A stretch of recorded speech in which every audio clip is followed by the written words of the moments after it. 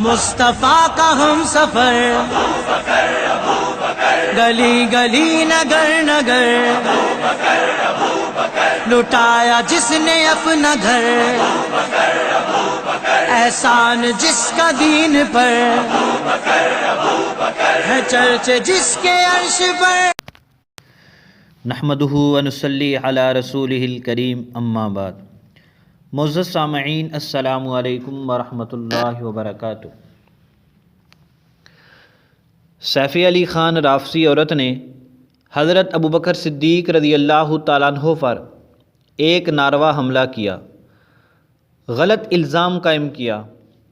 علماء اہل سنت نے اس غلیظ عورت کو سخت جوابات دیے۔ شیعہ ذاکروں کو بڑی تکلیف ہوئی اس پر۔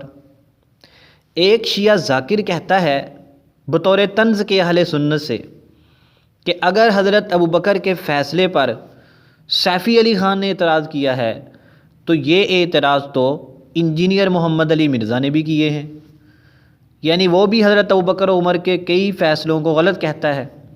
تم سیفی علی خان پر تنقید کرتے ہو، انجینئر مرزا پر تنقید کیوں نہیں کرتے؟ تو میں اس شیعہ رافضی کو جواب دینا چاہتا ہوں کہ تمہارے پاس علم کی کمی ہے، تمہاری معلومات تھوڑی ہے۔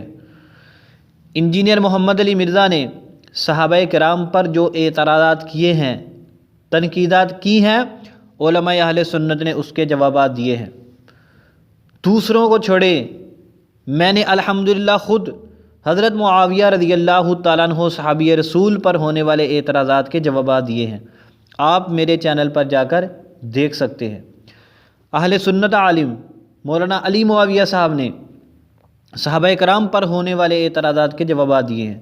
مولانا عبداللطیف صفدر صاحب نے انجینئر محمد علی مرزا کے ان اعتراضات کے جوابات دیے ہیں۔ لہذا تمہارا یہ کہنا کہ سیفی علی خان پر تم تنقید کرتے ہو، انجینئر مرزا پر تنقید نہیں کرتے، یہ بالکل باطل ہے۔ اور بھی بہت سارے لوگوں نے، انجینئر نے جو صحابہ کرام پر اعتراضات کیے ہیں، ان کے جوابات دیے ہیں۔ دوسری بات، حضرت ابوبکر، عمر، عثمان، علی کو ہم معصوم عن الخطا نہیں کہتے۔ وہ انسان تھے، بشر تھے، غلطی ان سے ممکن ہے، لیکن فدق کے معاملے میں، اس فیصلہ میں حضرت ابوبکر، عثمان سے کوئی غلطی نہیں ہوئی۔ اور اس غلطی نہ ہونے کی سب سے بڑی دلیل کیا ہے؟ سیدنا علی رضی اللہ تعالیٰ عنہ امیر المؤمنین صحابی رسول نے بھی ان کے فیصلے کو برقرار رکھا۔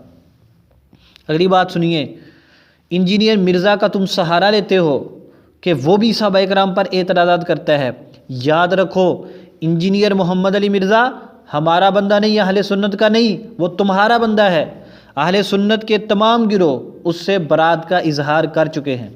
تم سوشل میڈیا کو دیکھتے ہو، اس پر ایکٹیو رہتے ہو، تمہیں نہیں پتا کہ تمام اہل سنت اس سے برات کا اعلان کر چکے ہیں، وہ اس کو اپنا بندہ نہیں سمجھتے، اس کے باوجود بھی پھر تم اس کو ہمارے ماتھے مڑ رہے ہو۔ خدا کے بندو، یہ تو اس طرح ہے کوئی ہندو سکھ اٹھ کر کسی قادیانی کا خلاف قادیانی کا بیان مسلمانوں کے خلاف پیش کر دے اور وہ یہ کہنا شروع کر دے، دیکھو یہ تمہارا مسلمان کیا کہتا ہے۔